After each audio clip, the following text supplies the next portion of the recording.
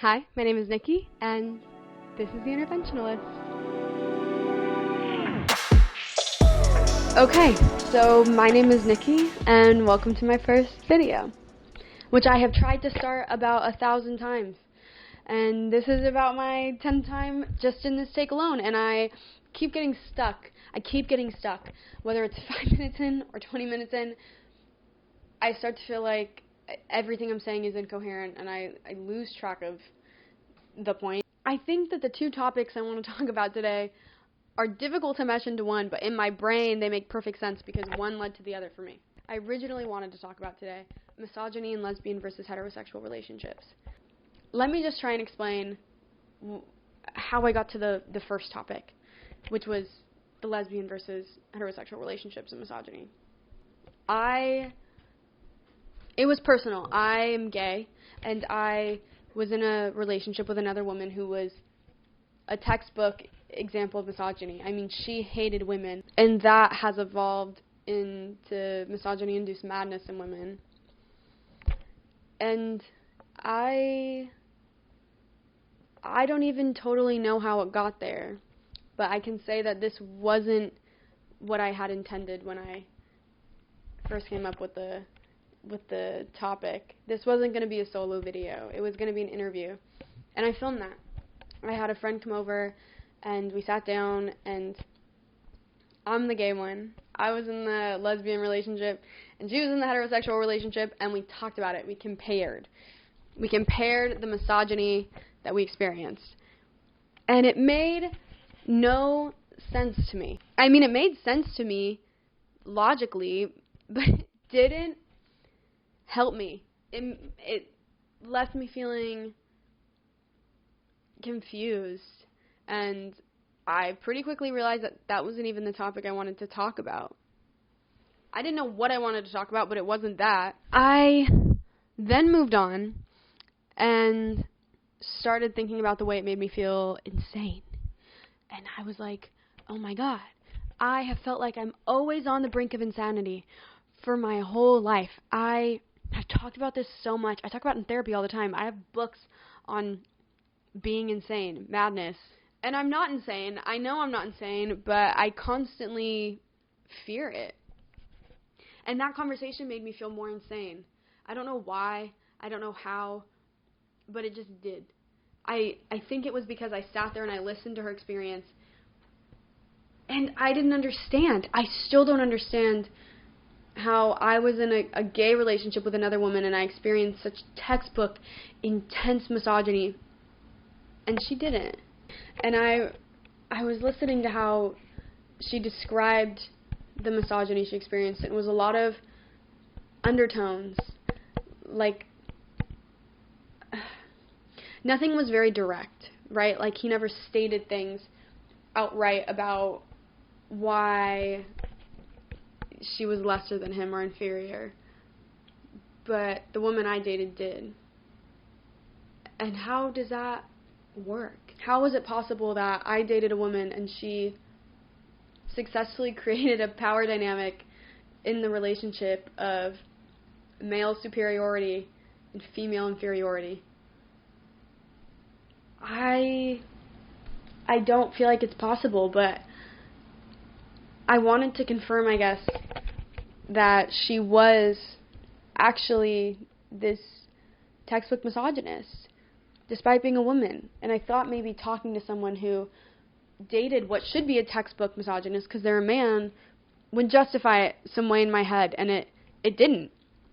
It didn't justify it at all in my head. Actually, it made me feel crazier because he wasn't a textbook a misogynist in that way. He was more, I don't know, felt more subconscious, and she was conscious about it, and that left me confused. And then I just moved on from there, and I started to think about the conversation kind of outside the relationship aspects.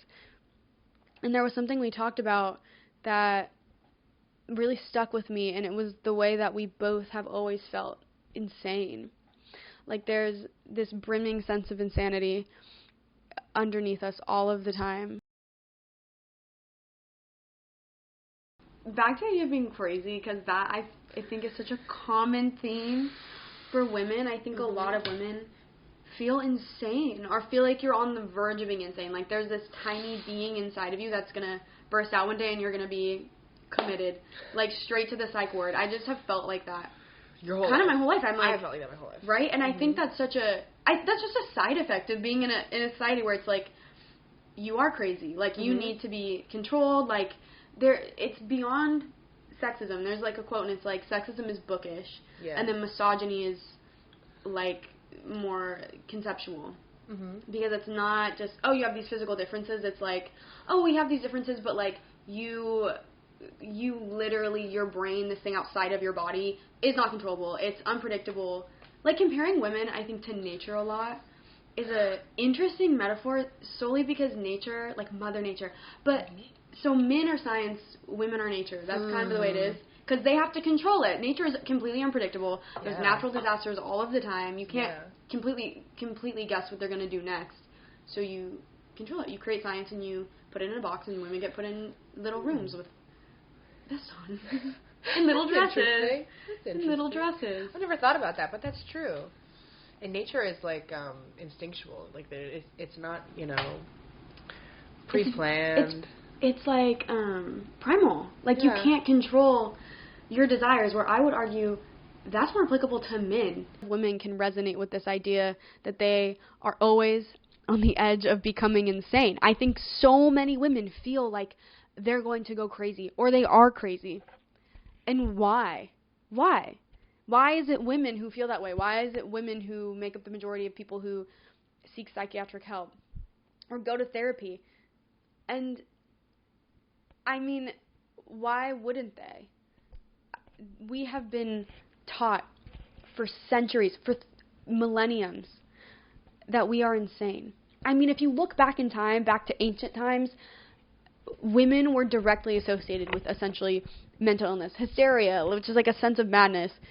And they originally, like way back in time, blamed it on the uterus, an inherent part of the female anatomy that made you insane. So how are we supposed to avoid insanity? It was inevitable, and that has, I think, just followed us through time, and it never really went away.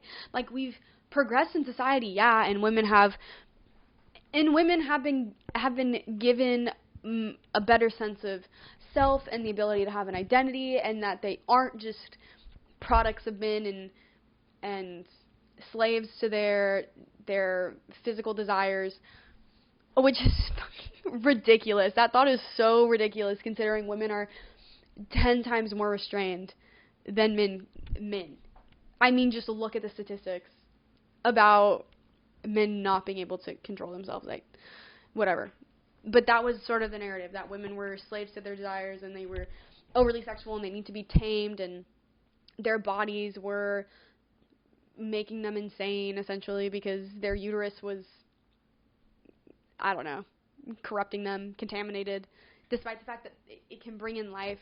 And then this moved on into an entirely another topic, which was, this is just a side note, but it's crazy to me that women are seen as these inferior beings, but they are the only things that can create another soul. I mean, we have tried to replicate humanity, right? We have created robots.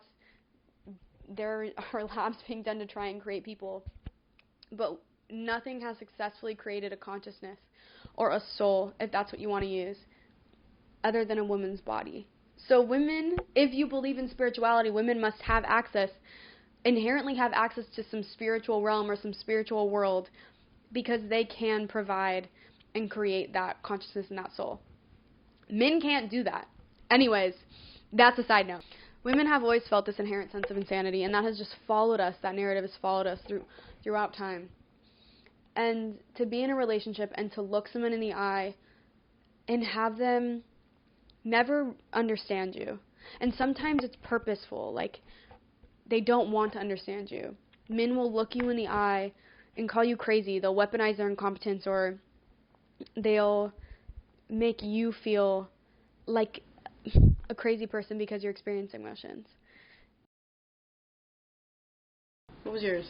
What was your misogyny? Were you a victim of? Misogyny victim. I think dating my ex, my primary experience of misogyny was just sort of in the expectations and the idea that, like, my expectations were so incredibly high, which they weren't really. I wanted communication, I wanted faithfulness, I wanted honesty, and I wanted, like, timeliness. And somewhere along the line, I went from having these, set in stone expectations because that's how I wanted to date, to being convinced that I was crazy, to being convinced that I was never going to find somebody that could live up to that, so I'd better stay with him, It's kind of always that narrative, like, what you want is actually really a lot, and I'm really giving a lot, so you should be careful that you don't end up back out there, because nobody's ever going to give you that, because you're not worth that. No. That was sort of my experience of misogyny in the relationship. There wasn't, like, a lot of, there wasn't a ton of, like, yelling, fighting. There wasn't, like, aggression. But there was this slow erosion of the idea that it's okay to have the things that I not only want, but need. Yeah. That was, that one quote I mentioned before. It says, asking becomes extortion. Yes. Especially in any kind of misogynistic situation. Asking is suddenly completely unreasonable. When it's someone you love, it's very odd. This person who's supposedly choosing you, it's very odd to have them not want you to speak. It's funny that you say somebody you love, because when we think about, like, maybe our friends' relationships, and you're like, it's very obvious, he's an asshole, she's an asshole. Yeah. But when you're in the relationship, you're like, I know that, like, other people experience misogyny, and other people, have terrible relationship experiences, but I'm in love. Yeah. And he loves me, and he's just, like, not doing well right now. Or I'm in love, and he loves me, and he just hasn't figured it all out yet. You make excuses after excuses for this person because you love them. I thought about this, and then I thought about the way that I started to go crazy because I was experiencing that, but at the hands of a woman, and I was also trying to reconcile the fact that I was looking at another woman, and there was no understanding. There was no sense of solidarity or shared experiences. This is naive. I know that, but I just thought I would escape. I just thought I would escape relationship misogyny because I'm a lesbian, which it is ridiculous, but I definitely thought I would escape the part that I found, which was hate for having a physical female body. I would understand if it was like a woman expecting me to act like a man because she's been taught to expect that masculine identity and those, attributes in a partner, which has also happened. But in this relationship, I was just hated for being a woman. I wrote a little paper on this on the website, which goes deeper into it, but there was just direct comments about how it was gross I had a period, or like it was weird that I was gay, which is the other thing, like a side note, but that I was too masculine, I needed to be more feminine, all of this stuff, this outright hatred for women, and these diminishing comments sort of beat me down and to make me feel inferior. And it didn't. It didn't make me feel inferior, it just made me feel kind of crazy.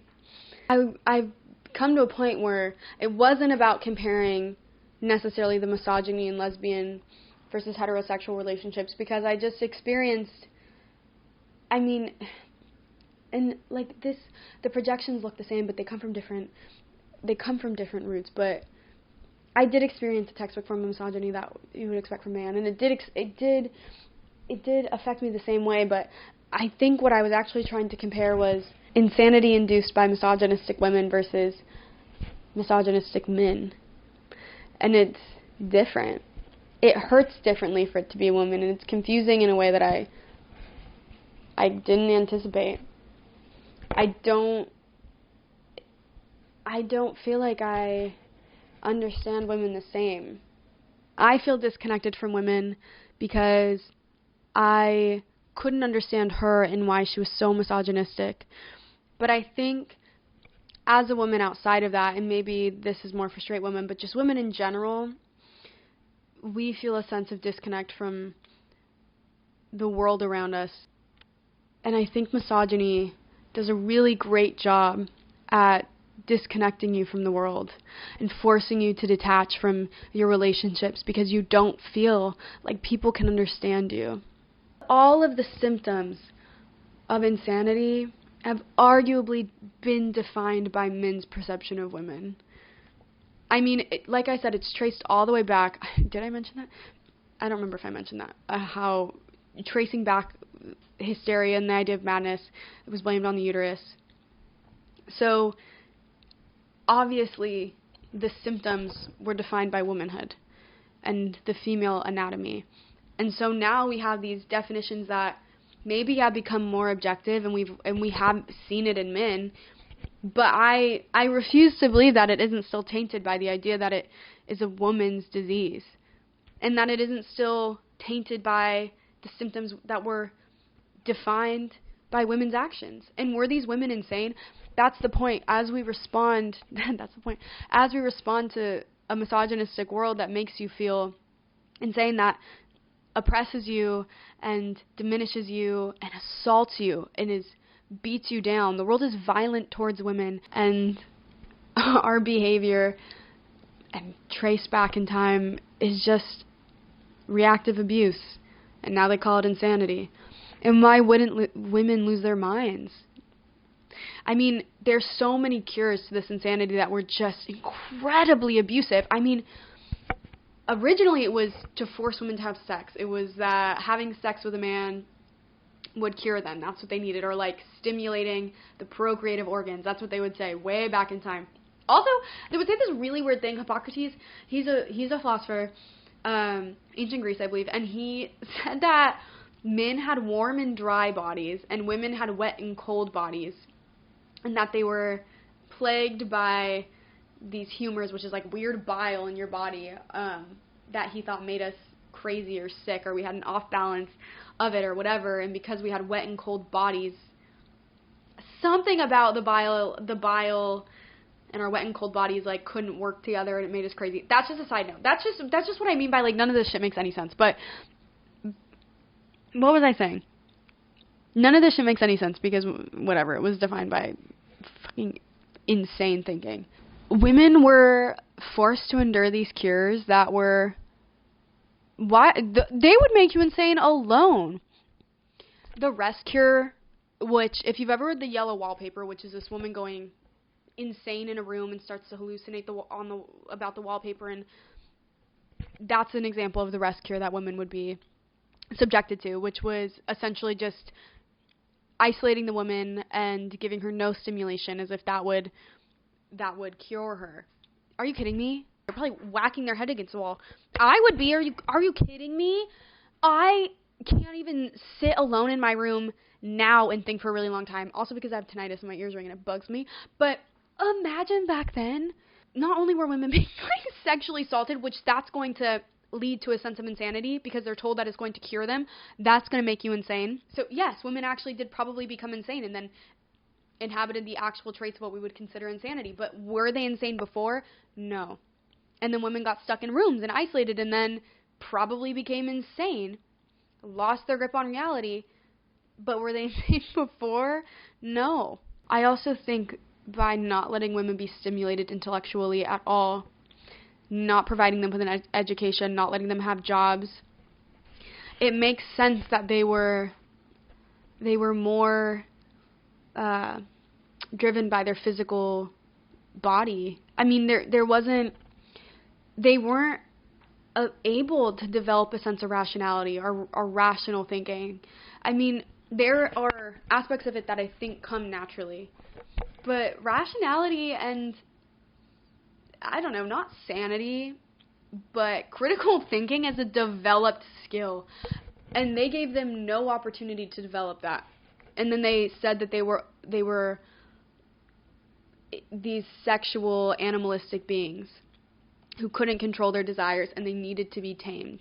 And not only did they need to be tamed, they were mad. They were prone to madness because they were overcome with these desires. They would become witches and they would have sex with demons. That's what people would say. They would have sex with demons and they'd be witches and they would they would say that women who were just loners were witches. Everyone who was just a slightly abnormal woman in terms of the norms back in, like, the Victorian era, or not Victorian era, like, way further back, but were witches.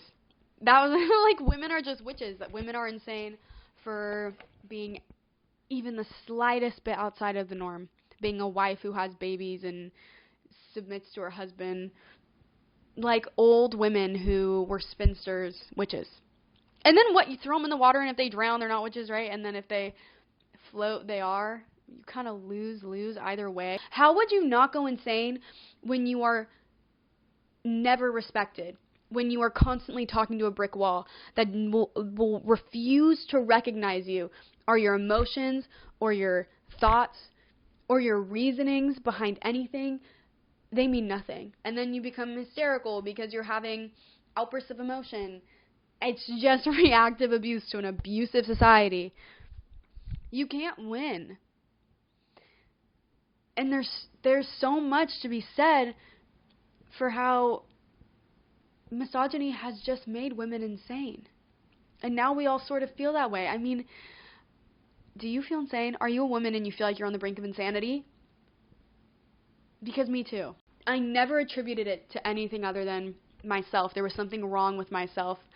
And now I understand that such a large part of that comes from just growing up in a world where that narrative has been passed down. And maybe it's not directly said to us anymore, but it is a consistent undertone in our relationships, especially with men.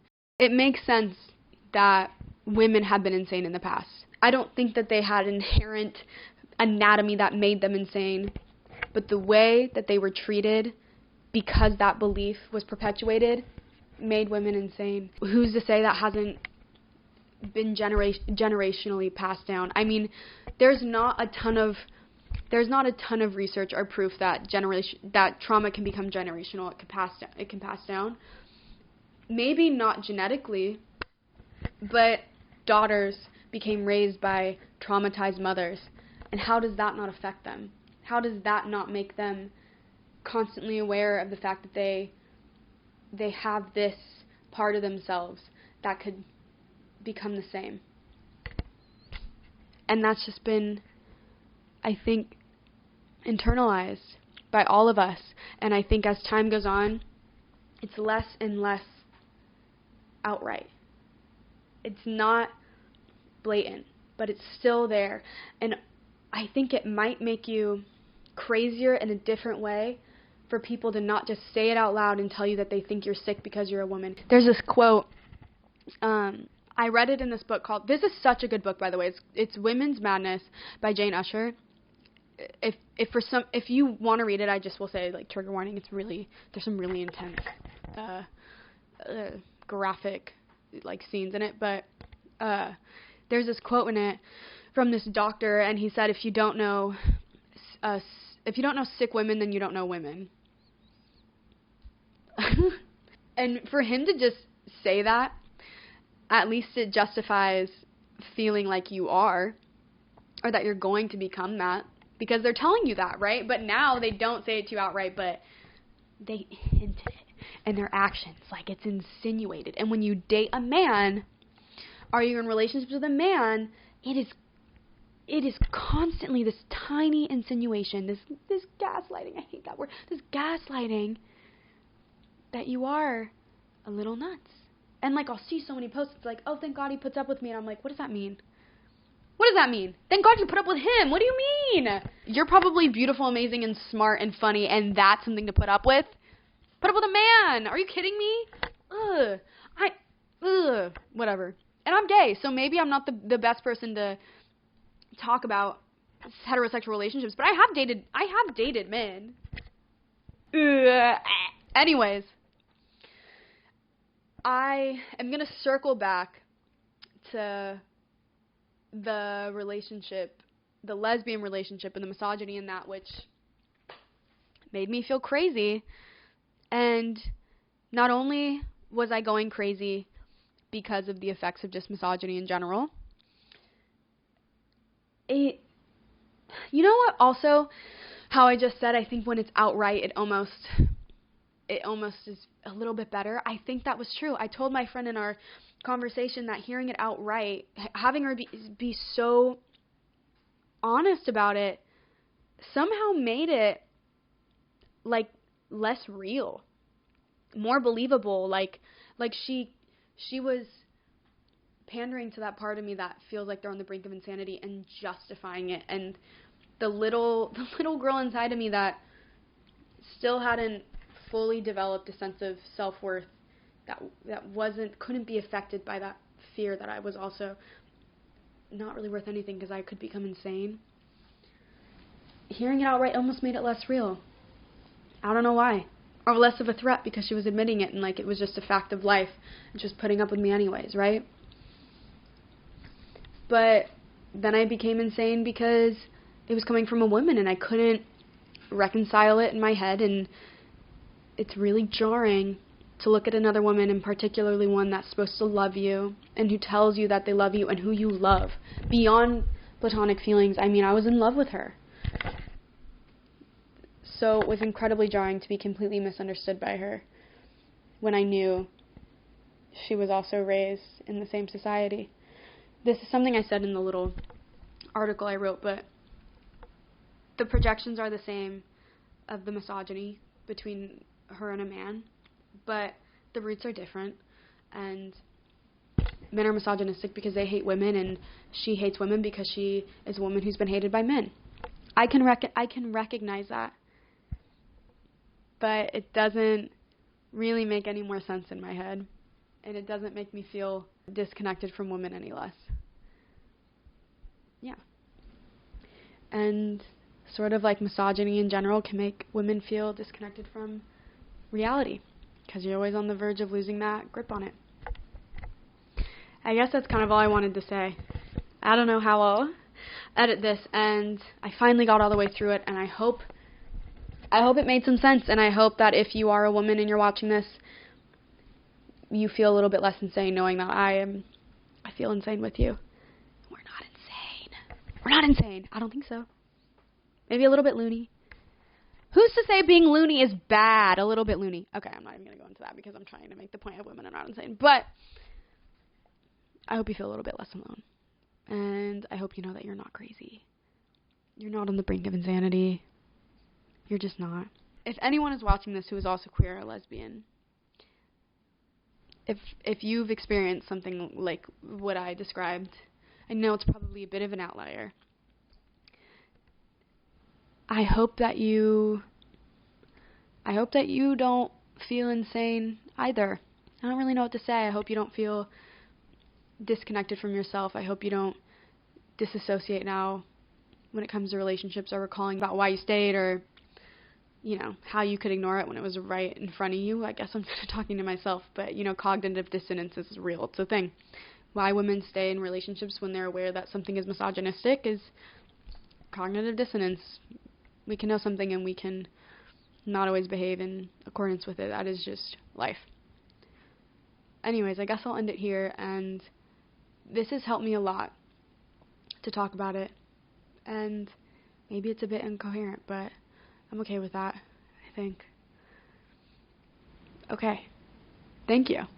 And, if you are interested in going to the website, it's called theinterventionalist.com. I wrote a couple of articles on there. One's like an argumentative essay, and then the other is a personal one. And social media will be down below, so will the website.